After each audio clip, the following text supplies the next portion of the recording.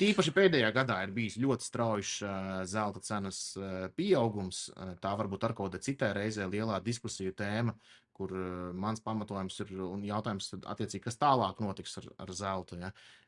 Ir, ka centrālās bankas joprojām ir liela pircēji zeltam, ņemot vērā to, ka pēc Krievijas iebrukuma Ukrainā rietumu pasaulē iesaldēja, nu, ne gluži konfiscēja, bet iesaldēja Krievijas centrālās bankas rezerves, tātad finanšu instrumentus, un visa pārējā pasaule redzēja to, ka tajā brīdī, kad tu vairs neesi ASV vai Rietuma Eiropas draugs, visi tavi finanšu ieguldījumi visos vērtspapīros, pašos drošākajos US Treasury un visos pārējos, tie vienā brīdī vairs tev faktiski nav pieejami. Un tad līdz ar to zeltam ir šī unikālā īpašība, ka viņš ir salīdzinoši neliels, tad blīvs, un viņu var transportēt. Un tad, kad tu kā centrālā banka viņu nopērc, tu noglabā savā centrālajā bankā, notiek pasaulē stunda X, nu, priekš tevis, piemēram, stunda X, un tad tu vari, piemēram, Ziemeļkoreja to aizved ar lidmašīnu zeltu uz Krieviju un pretī saņem naftu. Jā, un neviena finanšu sistēma tevi nevar sankcionēt un ietekmēt šajā ziņā.